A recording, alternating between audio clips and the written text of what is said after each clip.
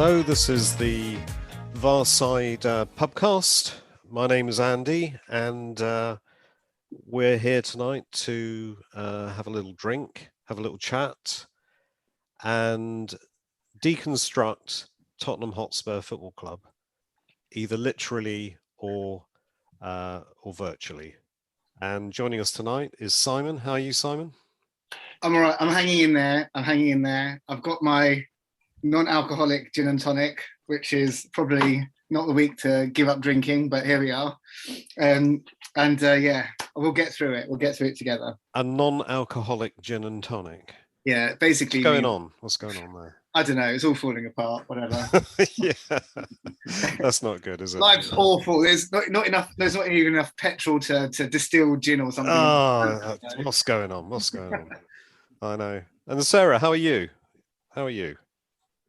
Yeah, I'm good, thank you. Not too bad. Good. What are you up to? I'm eating dinner. Oh, okay. whilst doing the podcast. So yeah, well, that's good. I forgot it was at 7. It caught me out a little bit, and then I realised. So yeah.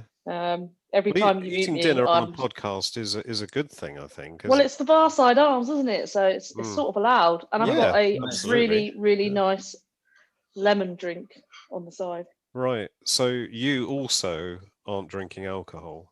You can't live through how Spurs are at the moment and drink alcohol because something might happen. Yeah, you're right. It's a really bad combo, isn't it? Yeah. It is, It's definitely time to stay sober. Yeah. And we're also joined by Lee. How are you doing, Lee? And I think you actually do have some alcohol with you, don't you? Yeah, I'm bad, thank you, Steve, and not so good. And, and I'm actually on a porter that I brewed. I'm just taking a little sample tonight. Probably not ready for another few days, but I'm like that person in is it Airplane as well, where he's drinking and it's all going down his face and all down his chest and. Oh, that's right. Yeah. He was the pilot. He was the guy who was sweating and everything. But he had PTSD from like the Air Force or something like that. Yeah. But I just got PTSD from yesterday's game. So I think that's very true. I think we've all got PTSD from yesterday's game. So I suppose where do we start? I feel like starting with the women's side, who won over the weekend, and now they're second in the league. Did you see the game, Sarah? Did you? I didn't see the game. No. I was watching the Arsenal City game, if I'm honest, because when I first started watching ladies football, the Chelsea City game, yeah. Chelsea City game. Is it Chelsea City? What were we watching? Men's or ladies? Ladies. Yeah, Man City. Man City Arsenal was this weekend. Last night, 6:30. Sky. Women's. Oh, sorry, I'm getting mixed up. Sorry. You confused the life out of me then. Well, confused the life out of me. So yeah, we watched that one because long before Spurs ladies were actually half decent. I used to sort of follow City because you couldn't follow Arsenal for obvious reasons. So I followed City. So I was sort of still in that habit, but keep a close eye on Spurs ladies. I never realised they were top, and they're only second on goal difference, right? Yeah, that's right. Yeah. 3 wins out of 3. I think that happened to some other team, didn't it, earlier this season? I can't remember now. But let's hope their 4th, 5th, and 6th, 7th game go better. Yeah, exactly. I hope so. I'm sure they will. Yeah. So anyway, moving on. We had a game midweek against Wolves, which I actually quite enjoyed. I know it went to a penalty shootout and what have you, but I thought we played quite well considering the obliteration by Chelsea the weekend before. What did you think of that game, Lee? Did you get to see it?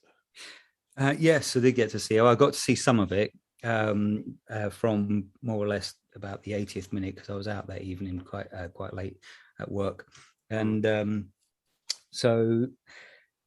Yeah, I mean, what I'd seen, and then of course I caught up on the highlights. I thought we did pretty well. We started strong. I could, going 2-0 up, looked positive. Yeah. But the goals we conceded were a little bit sloppy, but I still felt that we looked much more kind of resilient, much more positive than we did, obviously, against the Chelsea But the penalty shootout itself, I actually strangely felt confident about that. I didn't feel worried. I felt we probably would win that one. Don't ask me why, considering the two results that we'd had previous to that. But was it more of a case of you didn't really care? Yeah, maybe. Yeah. I'm got to a point where I'm sort of thinking, well, there's no point in really stressing about it too much. Really, there's nothing you can do, particularly at that point, anyway. So, que sera. But yeah, I did feel strangely positive at that point. Okay. Did you get to see it, Simon? I didn't. I caught it up on the afterwards. So kind of from what I saw, it was kind of one of those things. Letting a 2-goal lead sort of slip away was mightily disappointing, and missing a penalty could have been disastrous for us, but in the end, it wasn't. So, but it feels like a bit of a distant memory, to be honest. It is a bit, yeah. Strangely enough, something happened in the interim, didn't it? I felt that it was a decent performance. We seemed to have a lot more energy than we've had recently, and I don't know why that should be. But I don't know what you felt, Sarah. I thought Kane had a decent game. Did you get to see it? Yeah, I sat through the whole thing, and I actually quite enjoyed the game, which I cannot honestly remember the last time I felt like that watching Tottenham. Probably early Mourinho days in his first full season that didn't turn into a full season. And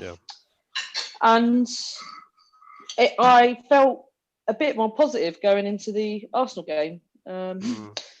But yeah, I felt like there were some good patterns of play. I felt like there was a lot of energy and effort.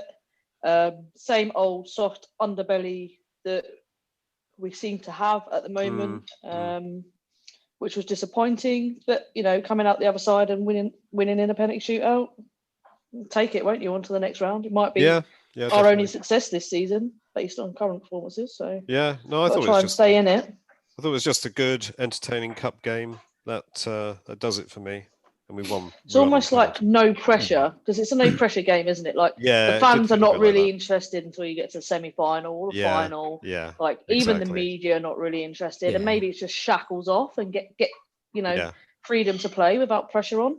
I mean, the team looked decent, and also I thought, as you're saying, there's less pressure on it. But I think also Wolves haven't had a great run either, so I suppose that took a bit of the pressure off, because you're thinking, well, they're no great shakes. Yeah, exactly. Yeah, that was obviously the case as well. So I don't really know how to approach this, because I'm not sure I want to dive straight into yesterday's game. I kind of just want to talk about why we ended up doing what we did yesterday rather than the game itself. Because although we have to reference the game, I felt that the start of the game was very, very slow, lacking any energy.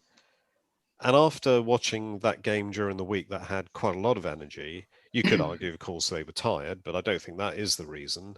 Something just wasn't right.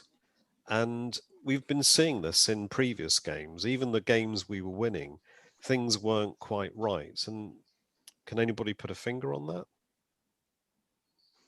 No, it is hard to put a finger on. I mean, and maybe there's a carry forward of the other, the previous two games, but there was just something about the way the players approached the game, which was quite concerning.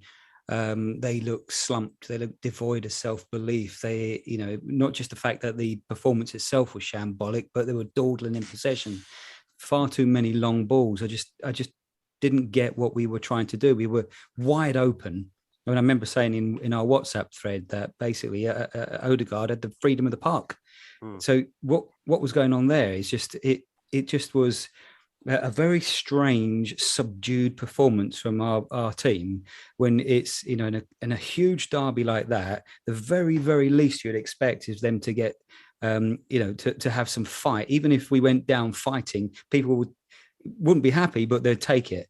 but we were wide open across the park constantly, and we never looked at all like we would ever get back into that game from the off. I mean, the goons were they were furious in their energy, and it looked like it frightened the shit out of us. We look.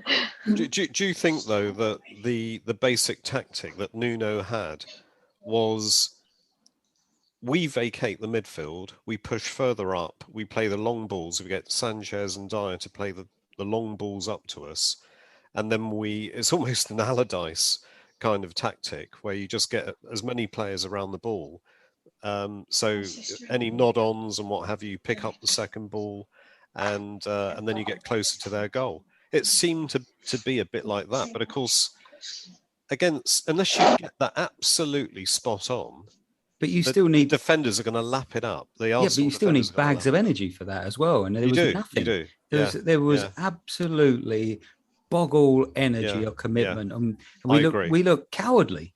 Yeah, we did. And that was the most worrying thing about that performance, is we looked cowardly and withdrawn, and throughout every single part of that match. Yeah. So for me, this kind of gives credence to the comments that Nuno made, which was, either they didn't do what we asked or they didn't know what to do. But it was very clear in the first 10 minutes, because that's what led up to the first goal. We were disorganised, didn't really know how to structure ourselves, and left way too much space in the middle. So, as you say, lumping balls up and hoping that the guys at the other end will do something, because you haven't got anybody, you haven't got that structure in the middle of the pitch. Yeah. Just left us open for counter-attack after counter-attack. And it just didn't look like, what you're saying is, they didn't know what they were doing. It was like, no, I agree. And that for me is kind of, it's sort of dropping into my head now, clicking into my head, which was, if you're that disorganised in the first 10 minutes of the game, it's not just about settling in. It's actually about still trying to work out what the hell it is you're supposed to be doing, and how do we put a structure together, because we don't understand what he's asked us to do.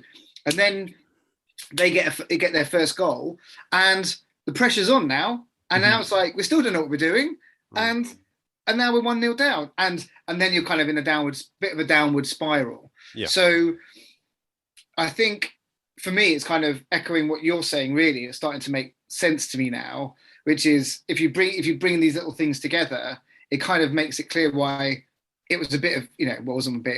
It was a unmitigated disaster. And it's not even, what they were doing. There's not even any excuses, Simon. I mean, we only had Bergwijn missing, so it's not like we can blame it on the personnel, because we had pretty much everyone to choose from. No, so where did they all go to? I mean.